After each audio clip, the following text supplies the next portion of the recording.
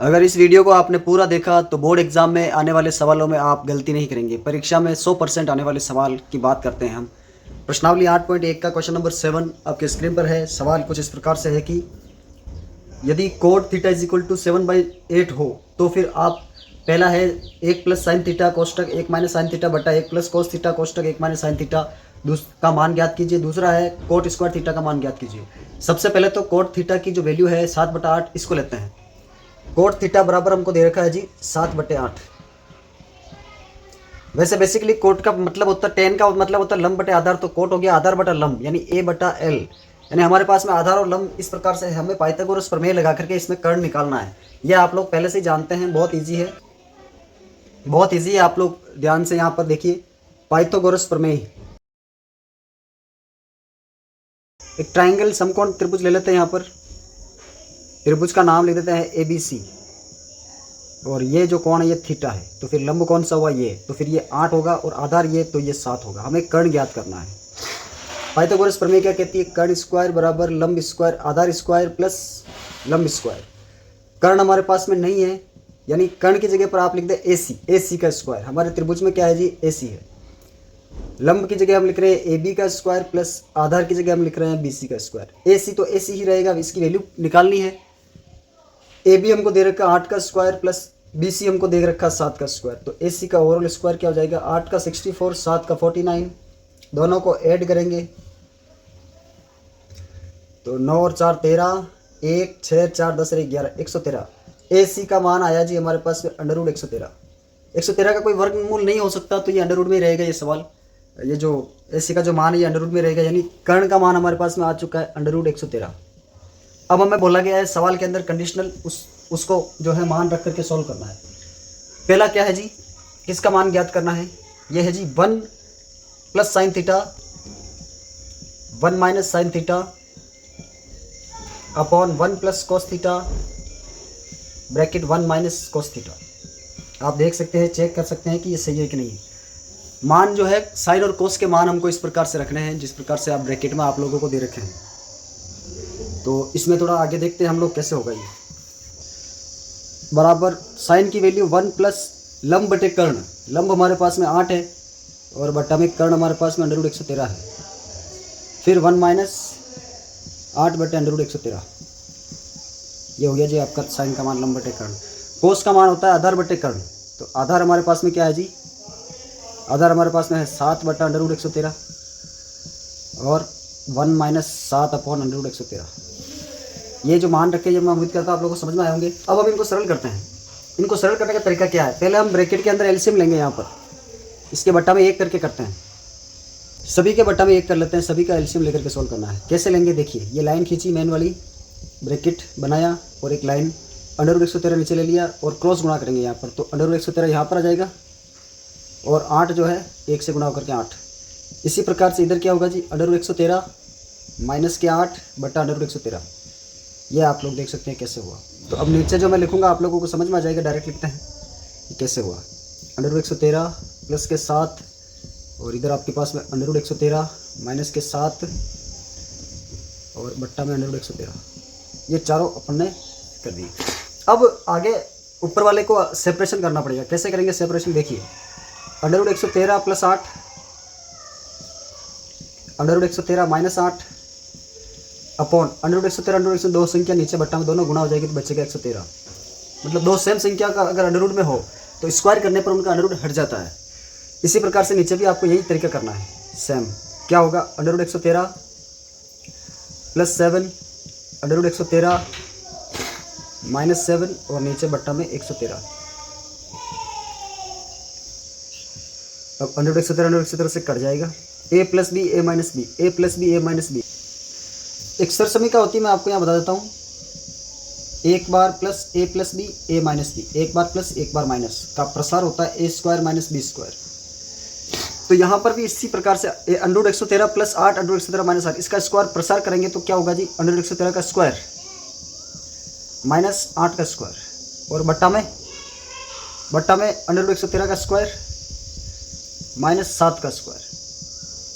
ये 113 माइनस 8 का 64, फिर 113 और 7 का 49। 113 में से 64 गए तो 49, 113 में से 49। ये हमारा पहले का आंसर है 49/64। इसका दूसरा अपने को दे रखा है coat square. Coat square theta की वैल्यू फाइंड आउट कीजिए। तो कोट स्क्वायर तो आप सीधा निकाल सकते हैं यहाँ से ही। कोट का मान हमको दे रखा था वैसे भी, कोट स्क्वायर थीटा। कोट क्या होता है? लंब बटे आधार का उल्टा, आधार बटे लंब, ए बटा एल। ये हो जाएगा 7 का इसका भी स्क्वायर करना, मतलब कोट का स्क्वायर, तो इसका भी क्या होगा स्क्वायर, 7/8 का स्क्वायर। और 7/8 का स्क्वायर क्या होता है जी? 49/64। Same answer. ये आंसर सेम है, इसीलिए दिया गया अपने को सवाल इसमें। तो ये सवाल था आपका 8.1 का 7वां। अपन बात करते हैं इसके नेक्स्ट सवाल की। इसका नेक्स्ट सवाल है, यदि 3 कोट ए बराबर 4 तो जांच कीजिए कि ये दोनों बराबर है कि नहीं है। ये सवाल मैं आप लोगों को बता देता हूँ। Question number 8। इस सवाल में हमें लेफ्ट हैंड साइड और राइट हैंड साइड दोनों को अलग अलग सोल्व करना होगा। तो अपन सॉल्यूशन के अंदर देख लेते हैं। 3 कोट ए का जो है 3 इधर लेके आ जाएंगे तो कोट ए की वैल्यू आपके पास में आ जाएगी 4/3। कोट होता है आधार बटे लंब। तो हमारे समकोण त्रिभुज का जो चित्र बनेगा वो इस प्रकार से बनेगा, त्रिभुज ABC। अब इस बार हमारा ए यहाँ पर होगा। सर क्यों? क्योंकि कोट ए दे रखा है, लंब इसको मानते हैं नॉर्मली, तो ए यहाँ पर, तो फिर बी यहाँ पर और सी यहाँ पर। तो आपका लंब अगर आपका 3 है तो यहाँ पर 3 आ जाएगा, आधार आपका 4 है, कर्ण आपको ज्ञात करना है। कर्ण 5 आएगा पाइथागोरस प्रमेय से, ये आप सब जानते हैं।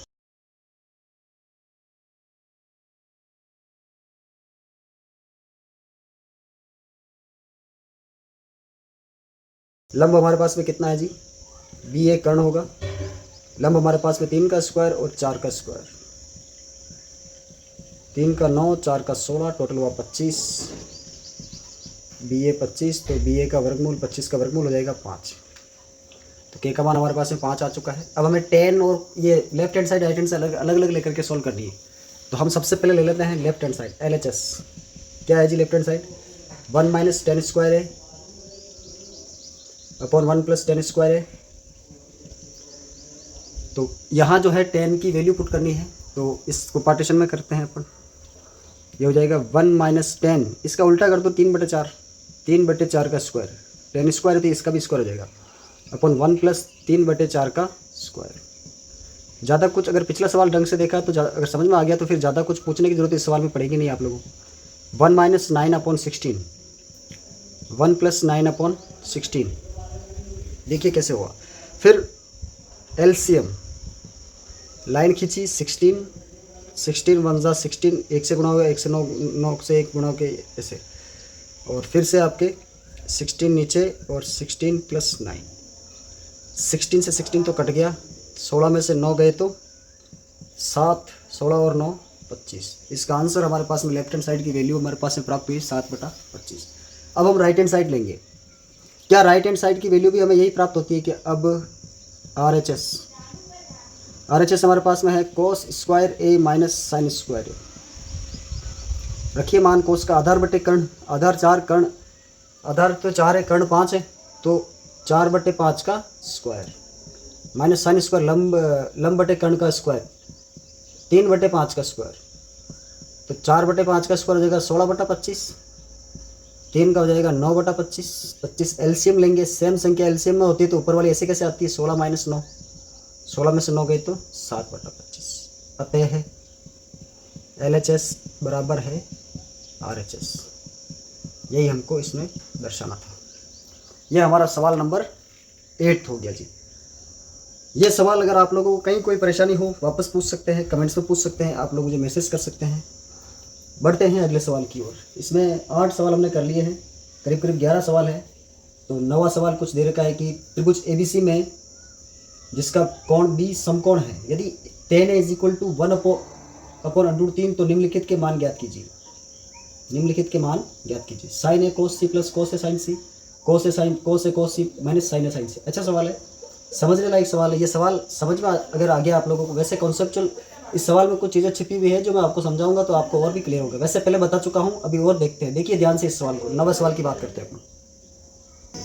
रैंडम सवाल आप देख सकते हैं, 2 सवाल मैंने। tan A का मान 1/√3 हो तो फिर आप sin A cos C cos A sin C, cos A cos C sin A sin C का वैल्यू जो है हमको फाइंड आउट करनी है। पहले हम इसका लंब बटे आधार हमको दे रखा तो हम इसका कर्ण ज्ञात कर लेते हैं। आप सब जानते हैं कि tan बराबर लंब बटे आधार होता है। तो समकोण त्रिभुज कैसा बनेगा ये थोड़ा ध्यान से आप लोग देखिए। ए एक कॉर्नर पे होना चाहिए, सी एक कॉर्नर पे होना चाहिए। तो अगर हम समकोण त्रिभुज इस प्रकार से बनाते हैं तो हमारा ए होगा यहाँ पर, बी होगा यहाँ पर और सी होगा यहाँ पर। अब अगर आप इसको ध्यान से देखें इस चित्र को, तो टेन ए के सामने वाला लंब होता है, तो ये लंब है और ये आधार है। इस बार थोड़ा उल्टा समझ के चलना पड़ेगा आप लोगों को, क्योंकि हमारा सवाल ही ऐसे ही है, 1/1 √3 लंब बटे आधार, इस प्रकार से होगा। अब हम पाइथागोरस प्रमेय लेंगे। ए सी कर्ण स्क्वायर बराबर लंब square A B square plus आधार square B C square. A C का स्क्वायर फाइंड आउट करना है तो √3 का स्क्वायर कर दो प्लस बी सी का स्क्वायर 1 का स्क्वायर। √3 का स्क्वायर 3 होता है, 1 का 1 ही होता है, तो यहाँ पर ए सी स्क्वायर की वैल्यू 4 है।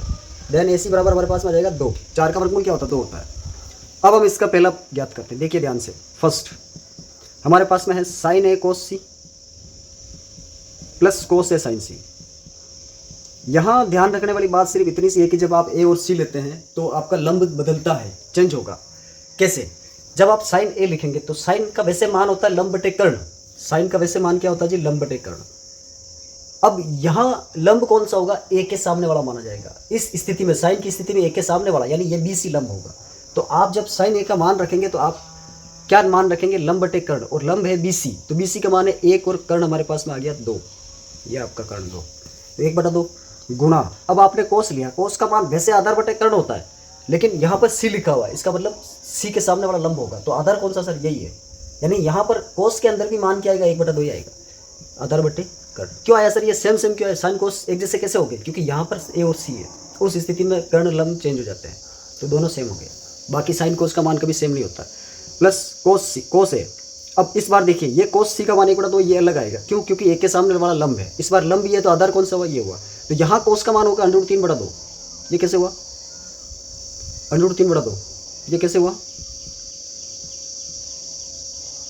ये हुआ जी सी के ए के सामने वाला लंब है, तो आधार कौन सा हुआ? A B. ए बी आधार है तो आधार बटे कर्ण √3/2, इस प्रकार से। और इसी प्रकार से साइन सी, साइन सी जब आप रखेंगे तो सी के सामने वाला लंब, तो √3 लंब है और कर्ण 2 है, तो इसका आंसर होगा √3/2। अब इसको सरल कर दो, बहुत आसान है। 1 से 1 गुणा होकर 1/4, 1 से 1 गुणा होगा 1 1 2 दूनी 4 प्लस √3 को √3 से गुणा किया 3, 2 को 2 से गुणा किया 4, 1/4 3/4 को जोड़ो, 4 एलसीएम सेम संख्या, ऊपर वाला ऐसे कैसे आएगा? 1 + 3 4/4, 4 4 कट गए, आंसर आया 1।